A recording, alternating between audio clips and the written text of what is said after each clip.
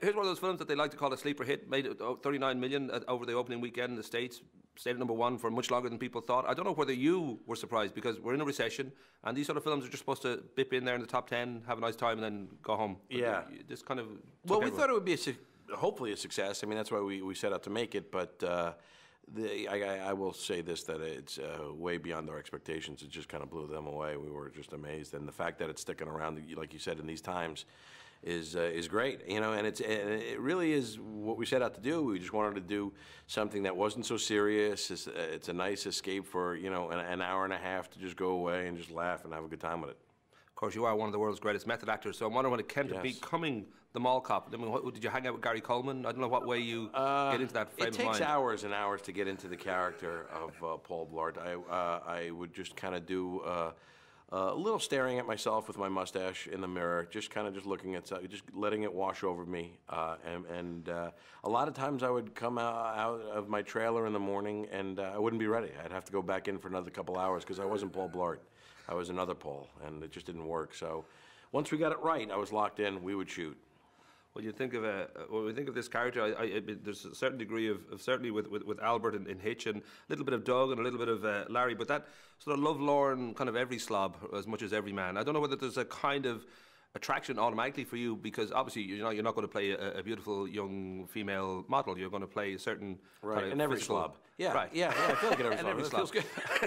I set out to be an every slob every day, and I just it's not easy being an every slob. Not everybody can be an every slob, but that's what I try to bring to the table. You know, I really do that, and a small female model. That's what I try to do that too.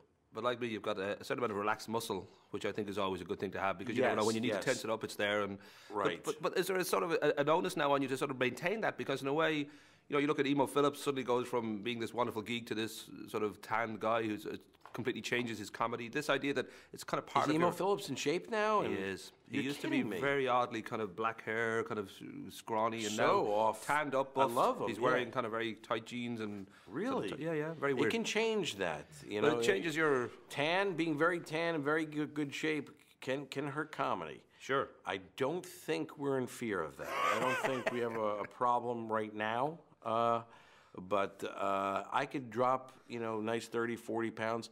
We still wouldn't have a problem with that. So we're in a safe zone here, I think.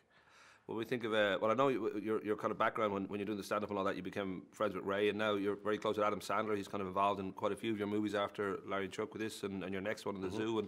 And someone like Adam, for example, and others have done it. Jim Carrey. You're known for your comedy, but hey, let's have a little bit of fun over here and freak people out. Let's go a little bit straight, a little bit weird. I don't know if that's something that you've even considered as you become kind of established, or whether you just think, well, it's not really me. I'm not going to be, an assassin in a wheelchair who lives in a hut somewhere who dreams about David Lynch. You just pitched my next movie. Rock and roll. I'm writing it for you right now. That's what I want to do. I don't know. It all depends on the story. A lot of movies I just do to have fun and to be on the set and work with great people. You could be working with a great director or a great actor, and I've been very fortunate to work with great actors, and that's what makes me excited to do. And if they have me back, that's great. So that's I love working with Adam and doing different things with him, and who knows? I'll do maybe a serious role. But it's not like I'm setting out saying I have to do a serious role now, or I'm just going where the tide takes me.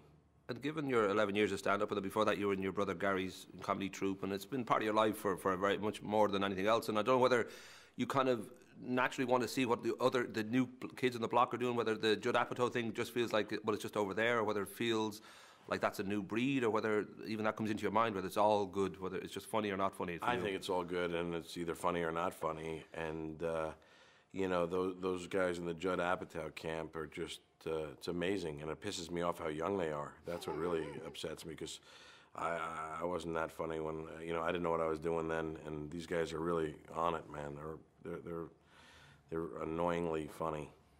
I was looking through your history, and the fact that your father Joseph owned an insurance company, and Mom Janet worked in a chiropractor, and yet you and Gary and Leslie works with you as well. You're all in comedy. I don't know whether there was just that sort of household. Research. hey, it's my job. But that idea, was it always there in your mind as you grew up? Was it just a very funny No, family, or was it? We had a fun dinner table. I'll tell you that much. We had a good time. But to get into stand-up in any organized, no, I never thought about doing that. We just had fun and told funny stories and had a good time entertaining, the family. But never thought of it as a job. Well, I do think when you're given a surname like Knipfing, how do you Yeah. pronounce it? Knipfing, Knipfing. Knipfing. Yeah. That's from Castletown Bear, I think, isn't it? That's originally that sounds like an Irish name to me. I don't know Knipfing. what it is. It does today. But is the kind of move into comedy then, is that something that your brother Gary kind of instigated in the family? He did. He was the first one out of it, and it was actually a culmination of me getting out of school for the summer and not knowing what I wanted to do, not having anything to really fall back on. I didn't know, so I just kind of tried it, and he happened to be starting in stand-up, so I got in with him, and I'd never looked back. And was there a point when you did realise that this is actually a career? Maybe in the 11 years of stand-up, maybe when Ray put you on, like everybody was Raymond, and obviously King of Queens was a huge leap, and then Hitch was a leap, and now you're sort of really established. But I don't know if there was a moment that you thought, wait a minute, this is my life now. This is not just... Unfortunately, it was a lot earlier than that. It was when I wasn't making any money, really, and... my brother Gary had the same decision, so you can imagine our parents, how happy they were when we both said we want to go into stand-up comedy.